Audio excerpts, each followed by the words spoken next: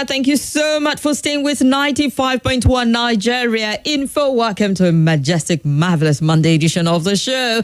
Hope you had a fantastic weekend. Did you rest? You were hustling all weekend. Now, wow. So when do you get to rest properly? Oh, I hear someone say you only rest when you're dead. No. Try and chill a little. Take it easy. Take it easy. I tell you, sometimes you need to get your feet off the pedal and just relax a little. Be very deliberate about it. I'm telling you, health is wealth. If you think things are really tight, just imagine if you have to compound it with health complication at this point in time. So just take it easy, all right? Thank you for staying with 95.1 Nigeria Info, your passionate, trustworthy, and conversational radio. And I trust you'll be doing a fantastic job from the morning show to what's happening Abuja, the Sunnyside show. And here, I officially welcome you to Hard Facts with yours truly, Kimberly Wachuku. Call me Kim, the Oracle, the Digital Oracle, OTF, the Fellow, or Chanyawa, Madam Speaker. I'll say yes to them all. I'll be your host from now to 7 p.m. and would have amazing conversation together. Today is the last day of the month of September. I'm just curious, on a scale of 1 to 10, how was September really? Good? Awesome or meh? It's all good. As we warm up for a brand new month, we'll just continue to stay positive and hope for the best. Well, we'll start off with the show, as usual, with the Roundtable, where we get to look at some of the big stories driving conversation. And joining me on the Roundtable, we have Mr. Bode Gbadebo. He's a political analyst, he's a journalist, a fine one at that, and we're excited to have him join us in the studio. Good afternoon, Bode. Kim, good afternoon, and as usual, it's my pleasure to be here. Thank you so much for joining us. I'm seeing a new face. Oh, yeah. Toby, new face, introduce yourself. She's an intern with us. All right. Yeah. So, we're streaming live on Facebook and YouTube at Nigeria Info Abuja. So you can leave your comments there. You can follow our conversation on Facebook, YouTube, at Nigeria Info Abuja. That is, you can leave your comment also on WhatsApp 0809-9930-137. That's our WhatsApp number. So, Philip Shaibu was among those we know who joined leaders and the governor-elect Monday Okwebolo and his deputy, Honorable Dennis Idahosa.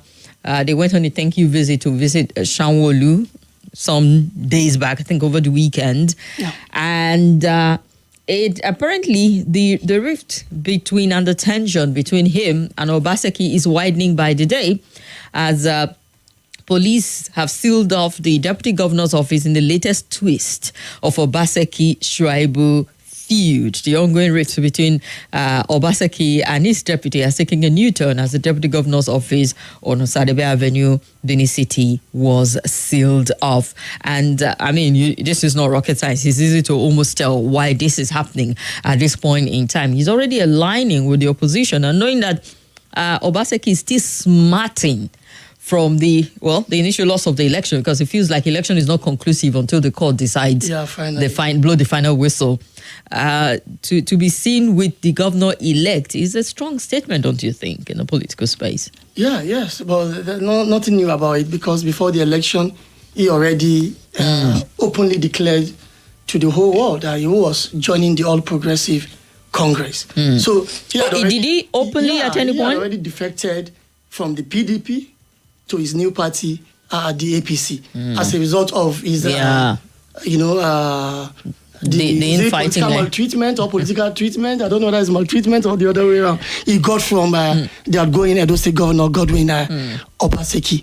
And, he was the one, or he's the one that popularized the slogan Ofone in Edo. Ofone, yes. Okay. It's finished.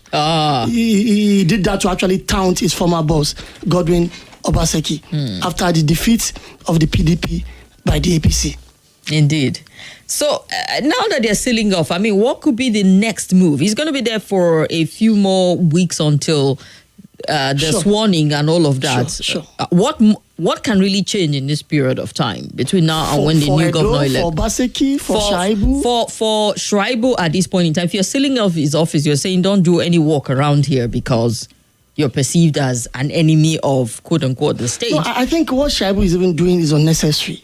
Oh, okay. Yeah, trying to forcefully regain his office. It's unnecessary. But in the court, give him the right to do that. He has a high court verdict in his favor. But don't forget, those state government already is at the appeal court contesting the judgment. So in that circumstance, what do? You maintain the status quo. It means everybody remains the way he is until the final determination of the court. Even if eventually the appeal court today says, Shuaibu was not properly impeached, so he remains deputy governor. If Edo State government again has the luxury of time and say, okay, we are approaching the Supreme Court, he still need to exercise patience till the Supreme Court finally now says, yes, Shuaibu is the deputy governor or not. Yeah. So it's unnecessary. And it's just, how do I put it, upping the political tension in Edo State. You know, the state is just smarting from the just concluded September 21 governorship election. You know what happened at the election? There were protests, there were, discontent and the rest of them about the outcome. So Shuaibu need not to add to the whole thing. To the tension. At least for peace and tranquility. In the state, really, things are really heated. Like we say, election never really wraps up until we get to the court itself and then the final verdict. We've seen states which we've had off-cycle election as a result of the removal of certain individual and a shake-up of things there. But talking about the Edo election itself and the whole vote buying, there are a lot of people, and I've seen a few articles, who are worried about where we are when it comes to election in Nigeria, as to say, how can we salvage it and have a truly credible process in this country where you come out of the election and feel like, yes, it was the vote of the people, it was not induced, it was not influenced, it was not coerced in any way. Are we going to get there anytime in the near future? But I know you're not a soothsayer, they don't call you the oracle here, but sometimes you just wish someone would be able to predict these things. Well, it's not a rocket science, and it's a collective responsibility. But what's happening in Nigeria as we speak today is that we want magic to happen overnight. We want credible election, but we don't want to be credible as human beings. We don't want to be credible, but we want credible elections. We want credible institutions, but as human beings, we don't want to be credible. So institutions don't exist in isolation. People, you and I are the same people, making up these institutions. So if we are credible, ultimately, automatically, the institutions will be credible. It's like saying, families are okay. If the families are okay, both in morals, values, and everything, societies will be okay. If societies are okay, communities will be okay, the nation automatically will be okay. So it's wrong for anyone to say, this country is bad. It's a reflection of our individual families. It seems we are not okay. Yes. So, credible election is achievable, it's possible, but it's a collective responsibility. All of us must come together, we must draw the line, and we must resolve that we actually want credible election. And talking about the recent Edo governorship, I realized that I'm talking about my own appraiser of the exercise. I realized that, INEC is not the problem. We are the problem as people. So when I say people, including INEC officials, they are also people, they are Nigerians. INEC so it's not just the institution. Exactly. Then at a point, I was thinking, the moment we transit to electronic voting, technology and the rest, everything will be over. And I realized, who will manipulate or, implement or give command to this technology? The same human beings that are bad. And these human beings are bad, it will be giggle, garbage in, garbage out. Now what do we do? The leadership must show the political will. Leadership, I mean the presidents, the governors, political actors, gladiators. The winner takes all syndrome must be removed. Then we must implement our laws to the letter. For example, up to today, can you tell me if any electoral offender has ever been punished in Nigeria? Electoral offender. People commit electoral offenses and go scot-free. So, who tells you? Maybe just a handful. We know there has been some arrests. The same thing tomorrow. Remember, the last general election, 2023, the particular case of Adamawa governorship is over a year. The suspended Resident Electoral Commissioner Hudu Hari is still on suspension. The last time we checked, he was out of the country, saying he was in Niger Republic. The one who called the election before because time. he knows he can make it happen, and nothing will happen. So he's on trial. He's in another country. So this is 1 year, more than 1 year after. No trial concluded. No, in fact, it has no headway. If you ask police now, they will give you another excuse. You ask INEC, they give you another excuse. Now go to the presidency, who appointed him, who also directed his suspension. Why do you suspend somebody for a whole 1 year? How do you ensure justice if at the end of the day he's not guilty? What kind of criminal administrative system is that? 1 year suspension. So when do you even do investigation? So it means you are telling will-be offenders that, see, this person has done this, nothing happens to you. You can also do your own.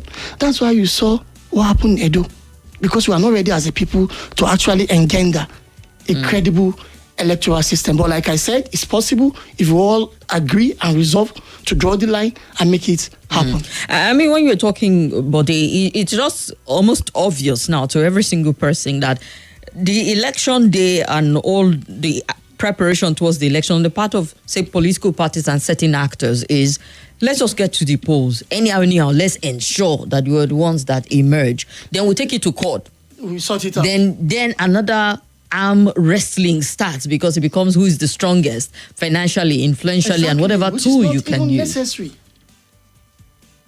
It should be the say of the people, not the say of the court, because the court will judge on technicalities.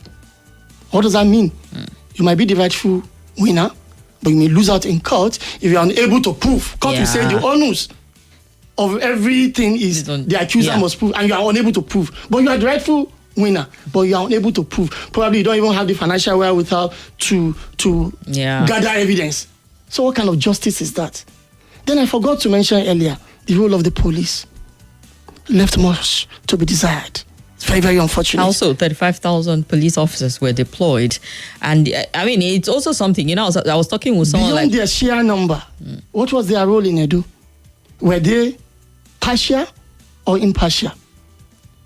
Did they confer undue advantage on one party over the other? We'll take this after this. We'll take this quickly after this break. Let's go on a quick break. More conversation, more talk, more right after this.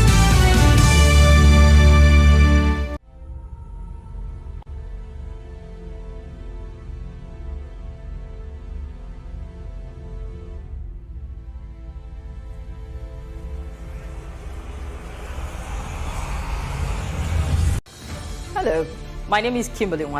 I'm the host of Hard Facts, and I bring you the biggest stories driving conversation every weekday here on 95.1 Nigeria Info Hard Fact Show. I love to get your opinion and conjectures, but the facts you cannot dispute here on Hard Facts. Join me and let's talk. This is Nigeria Info. Nigeria Info.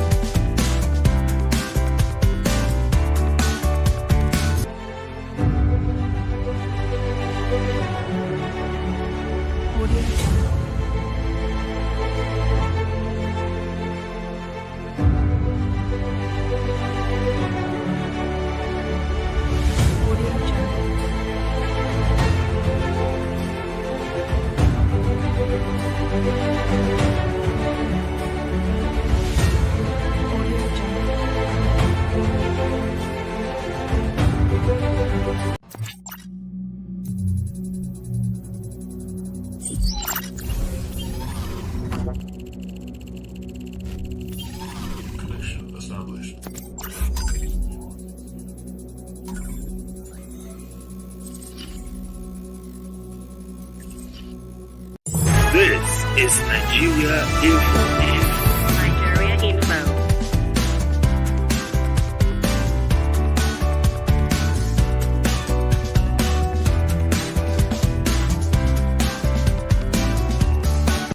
This is Nigeria Info. Nigeria Info.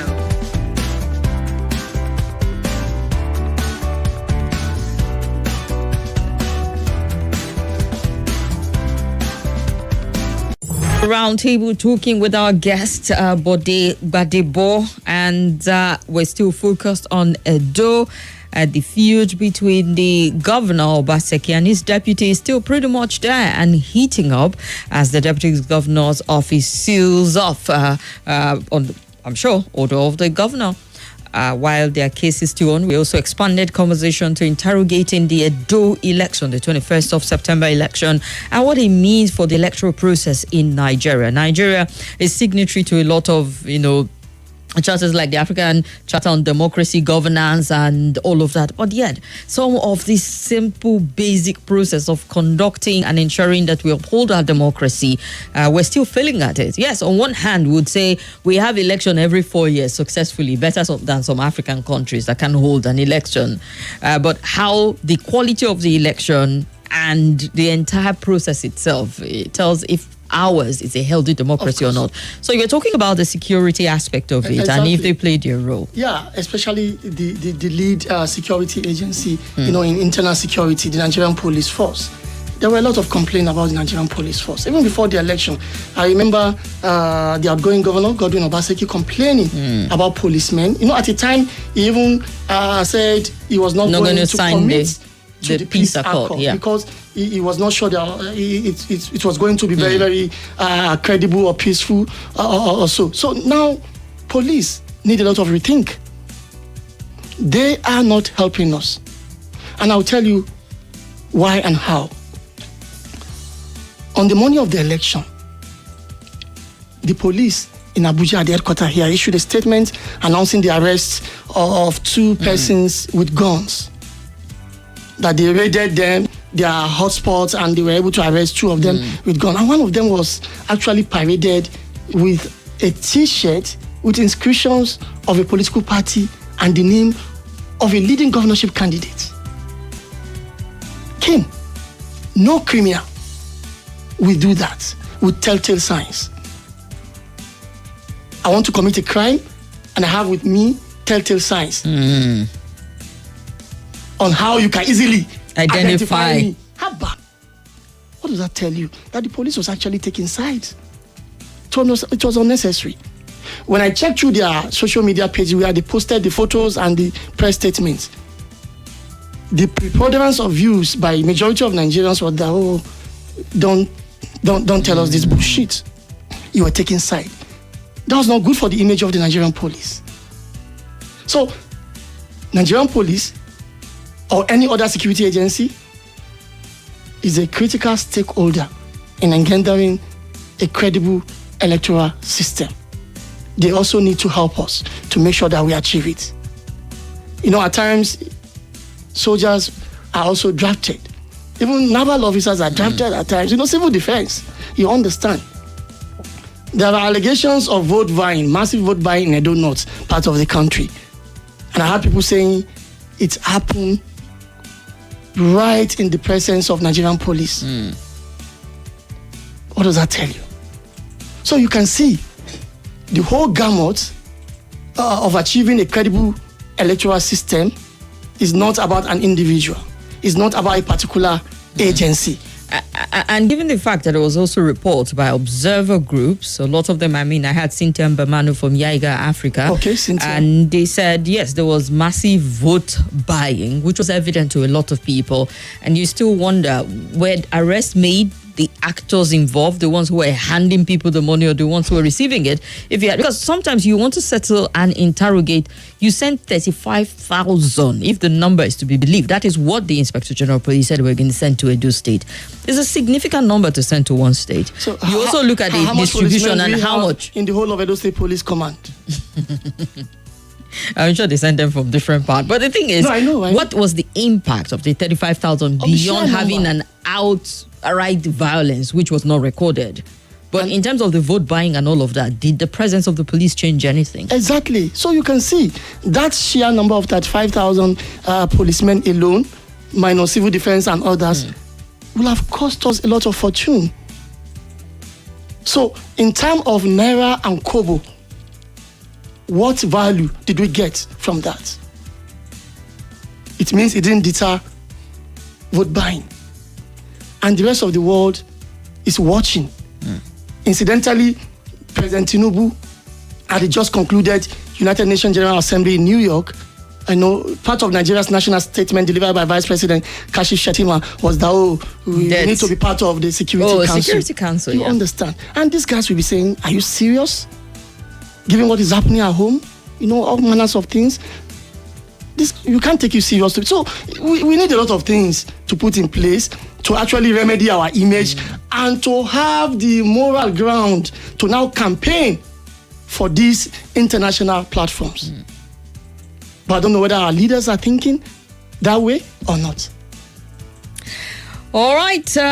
Well, if you're not thinking, Nigerians are thinking about these things also, and it's left for us to see when it will go from thinking to, practical action to actually effecting the kind of change. So you have to that think we first, want. But of then course, you put it into action. But of course, talking about putting into action, tomorrow will be a brand new month, and we hear some Nigerians are gearing up for protest in the country. As a matter of fact, they've been given the warning from the August 1st 10-day protest that after the protest ended and said if nothing changes in terms of governance, cost of living for people, that the protest will continue. And I know one of the drivers of this protest is Showore, who even on his Twitter handle said Nigeria should come out en masse tomorrow and lead a protest and register their grievances and all whatnot. State Command of the Nigerian Police Force have deployed men in flashpoints as organizers of the October 1st protest insist on going ahead with the demonstration on Independence Day as planned. If the protest holds, it will be the second time in 2 months that angry Nigerians will hit the street in disapproval of the hardship in the country, occasioned by the hike in petrol price and electricity tariff and the floating of the naira by President Bola Ahmed Tinubu. And according to the organizer, hashtag Fearless October 1 demonstration is a continuation of the hashtag End Bad Governance protest, which took place in August, and added that the latest demonstration was necessitated by the failure of the federal government to address their demand, which include hunger in the land, rising cost of hunger, insecurity, government wastefulness, electoral reform, human capital development, among others. It just feels like the list is endless as to all of the lads with Nigeria at this point in time. But there's a series of questions I wish to ask about it. First of all, we want to look and really interrogate the potency of protest in the country. Some will say, yeah, it's a constitutional right, or it's a right as a citizen. You that civic space should be one that people can go out and say, we're not comfortable with your leadership. We voted you in, you should deliver and live up to your mandate. However, you want to look at the series that we have looked at. And some people have said certain disgruntled politicians are behind it. It's not efficient the way we go about the protest. What's your real opinion, your candid opinion about how the series of protests that we've had and the impact that it makes, if any? Well, I think to be candid, protests as we are today is actually losing its potency. Because if you look at the trajectory, there is no more consensus by Nigerians on the need to protest or not. For some, if you want to protest, it's because you are jobless and you want to use it to actually inconvenience other Nigerians, probably by denying them the right of way and the rest of them, and they will be angry at you. And for others, no, you want to protest because you happen to be a member of opposition political parties. So you are not a member of the ruling party. Yeah. So you are not happy. So you want to protest just to, embarrass the government. And for some, they don't even belong anywhere. All they are waiting for is an opportunity for the protest to happen so that they can cause some chaos and use the opportunity to steal, attack people, and and at the end of the day, the protesters will be blamed. In fact, some are even waiting as contractors to be contracted to attack protesters. Yeah, it's very typical. We see that often. The surprising part of it, that the government is not innocent in the whole of this. Government also prepare counter-protesters. You don't know.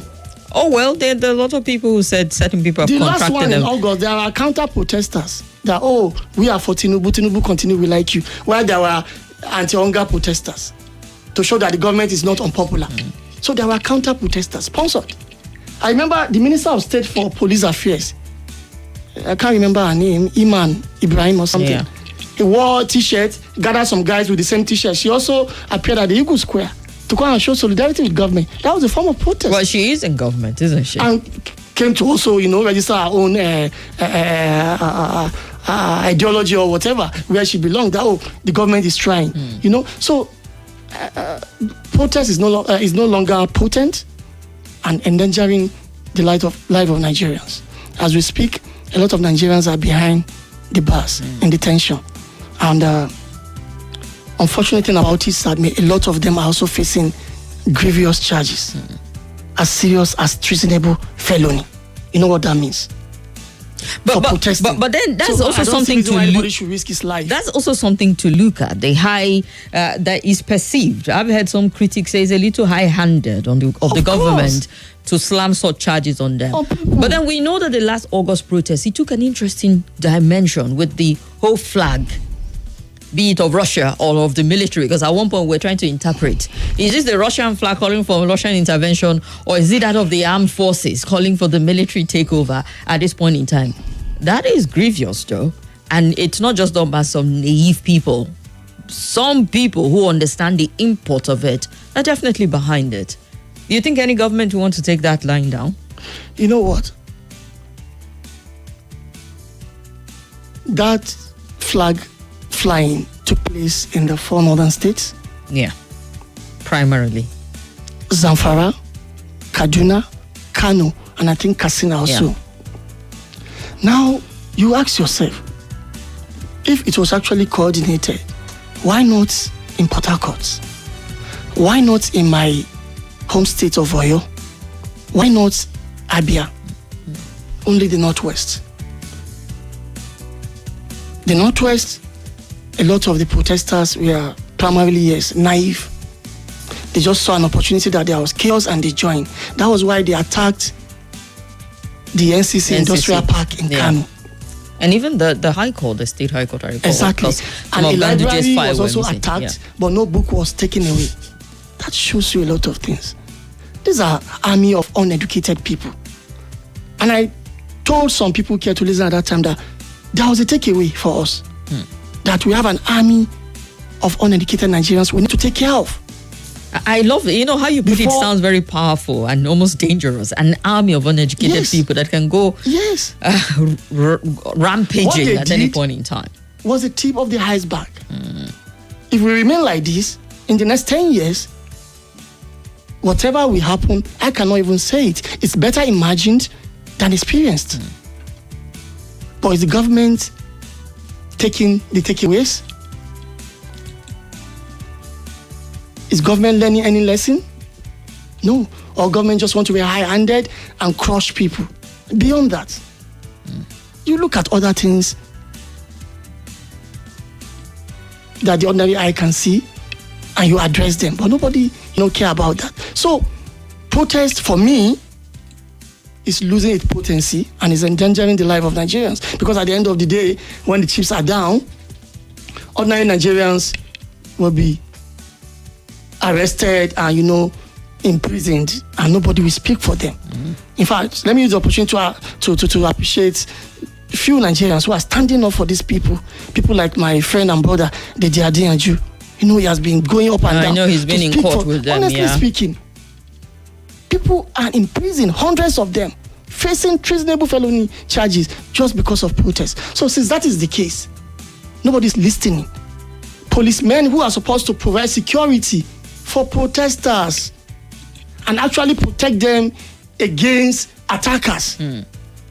Protest is just to show, I'm not happy with you. Protest is not to destroy. But since that is not happening, I think it's better we stay in our homes. Don't endanger your lives. But then the big question is, we run a democracy and we know government is the people. Aside from the elect and all of that, you're not. What other ways are there? Because sometimes you could also look at you described in a way that almost gave me chills, an army of uneducated people, and it goes beyond you going to a formal classroom to even limiting in your civic responsibility as a citizen. We always talk about office of the citizen, and you start to really ask, how can the citizen engage government in an intellectual way enough to get attention from the government? They had a protest in Kenya. It was effective. The government had to, take back the bill. We've seen protests happen in a certain way. We've seen shift happen. I wouldn't say Nigeria has registered a significant shift as a result of protests. Yes, NSAS happened. It went sideways really fast. Police said, oh, we're going to reform. They scrapped SARS. But what filled the place of SARS? And the brutality, well, on record, it seemed like it has reduced to a certain extent. The Nigerian police, as presently constituted, remains the same. The big question is, how much of the reform did we get from a protest that claimed life of a number of Nigerians? Every day on social media, in the conventional media, people are complaining about police brutality. So if not protest on the street, what else do Nigerians have to tell the government that this is unacceptable? Use your franchise and exercise it responsibly. Election. Exactly. We saw one in Edo State and people were selling votes and said we have sold it and justifying it based on hunger because even poverty has been weaponized. Yes. The willing partners are the same people we are talking about. We want to protest, protect. They are willing tools in the hands of the oppressors. Don't blame them. They are not educated. So it's a tough place. Education is not the ability to read and write. It goes beyond that, so I understand. It's not literacy.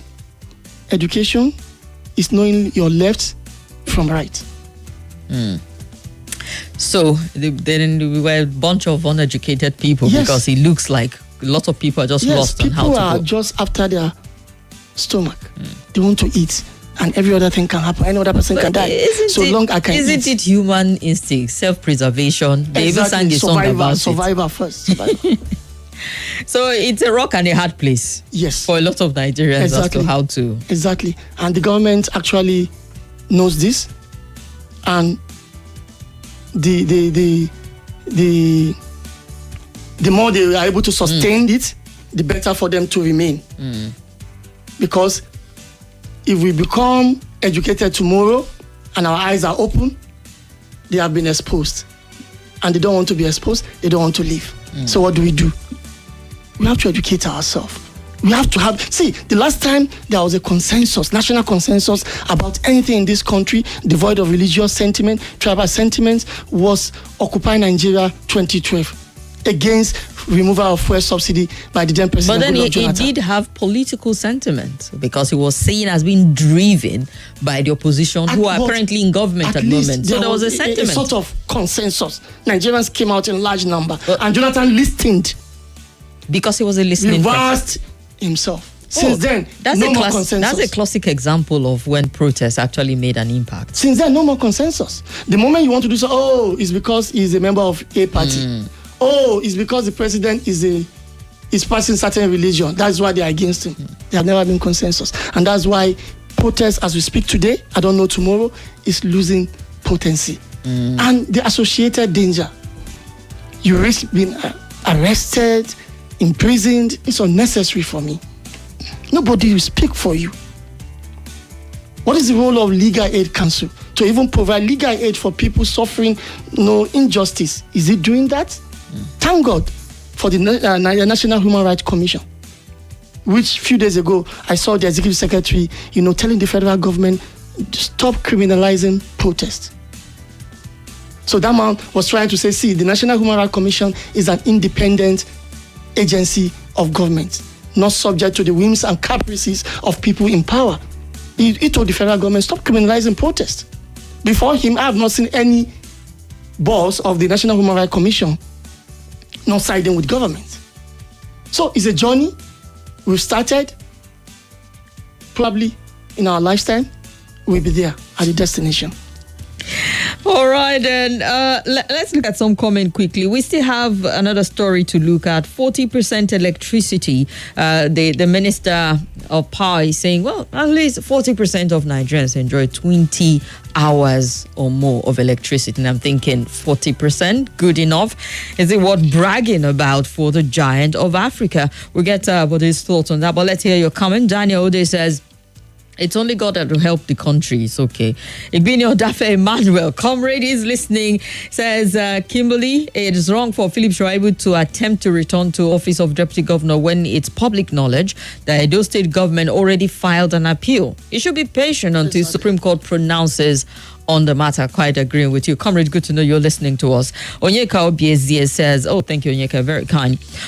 Josiah Oba, credible family background, credible society, and then credible election. Then we'll be talking about credibility of election in Nigeria, saying there's a lot of hurdles to surmount before we get to the credible election. We said that. Yeah. Mr. Bode, you are welcome. Good to have you on board, says Tokwe. Thank you very much, Tokwe. INEC is not the problem. I'm flabbergasted at such distempering declaration. The destination is still far, then, says Prince Okifo. Well, you rattled him when you said INEC was not a problem. He's stunned. He couldn't even put any other comment after that. What is INEC? Who is INEC? INEC is an institution, is a group of It's made up of people.